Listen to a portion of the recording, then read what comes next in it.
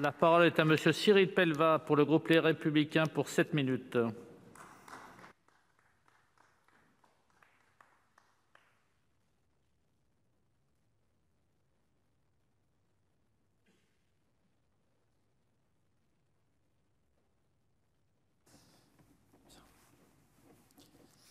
Monsieur le Président, Monsieur le Ministre, Monsieur le Président de la Commission des Affaires européennes, mes chers collègues. Une nouvelle fois, depuis le début de la pandémie de Covid-19, le Conseil européen sera amené à faire le point sur la situation épidémiologique et les efforts mis en œuvre pour lutter contre le virus. Il est indéniable que l'Union européenne a déjà fait énormément dans la lutte contre la Covid-19, et ce, alors même que la santé n'est pas l'une de ses compétences principales. Qu'il s'agisse de la recherche, de l'accès aux vaccins, de la mise en place du certificat Covid numérique ou du plan de relance, l'Union a activé les nombreux leviers dont elle disposait pour limiter l'épidémie et lutter contre ses effets sur l'économie. Malgré des débuts balbutiants, plus de 70% de la population européenne est désormais vaccinée et le nombre de cas quotidiens reste relativement stable. Il semblerait toutefois qu'une telle couverture vaccinale ne permette toujours pas d'obtenir une immunité collective, puisqu'il reste possible d'attraper la Covid en ayant été vacciné. Les efforts relatifs à la vaccination ne doivent donc pas être lâchés et il est également essentiel de continuer à abonder COVAX afin que les pays en développement aient accès à la vaccination. Je m'interroge à ce titre sur l'opportunité de donner accès à une troisième dose aux citoyens européens lorsque certains autres pays n'atteignent même pas 10% de couverture vaccinale. La mondialisation a largement accéléré les déplacements entre ces pays et l'Union européenne. Ne risque-t-on pas, en privilégiant une troisième dose pour les Européens, pas utile selon certaines études, de rentrer dans un cercle vicieux avec un semblant d'amélioration en Europe qui finirait par s'effondrer suite à l'apparition à l'étranger d'un nouveau variant résistant au vaccin, faute d'un taux de vaccination satisfaisant dans les pays pauvres? Loin de moi l'idée de me prétendre expert en la matière, il y en a déjà plus qu'assez en France, mais je pense qu'il serait opportun de rechercher le consensus des scientifiques à ce sujet avant de prendre une décision sur l'opportunité d'une troisième dose. Je suis donc curieux, Monsieur le Ministre, de connaître la position que compte tenir la France à ce sujet lors du prochain Conseil européen. Je pense par ailleurs que l'aspect de la coordination et la coopération internationale reste améliorable, même en dehors de la problématique des vaccins. Prenons l'exemple de la recherche transfrontalière des cas contacts. Une solution a été trouvée par la Commission européenne pour connecter les diverses applications des États membres visant à identifier les personnes cas contacts. C'est une très bonne chose, mais tous les États membres n'ont pas mobilisé cet outil, me semble-t-il. En outre, qu'en est-il des pays frontaliers qui ne font pas partie de l'UE? Je pense notamment à la Suisse. Ont-ils été associés à cette initiative?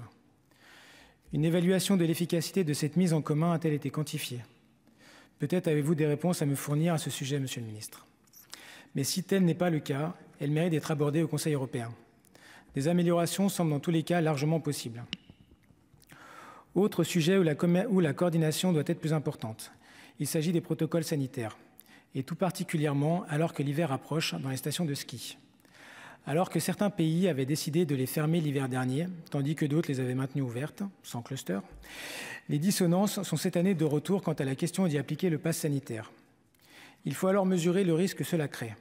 Si les 3/4 des États membres décident d'imposer le pass, mais que quelques-uns ne l'appliquent pas, ces derniers risquent d'avoir une affluence touristique beaucoup plus élevée et donc plus de clusters, et in fine plus de risques de fermeture totale, à l'image de l'hiver dernier.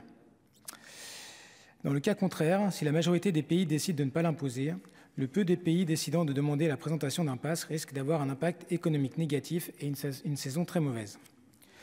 Actuellement, la France dit qu'elle ne l'imposera pas, l'Espagne aussi.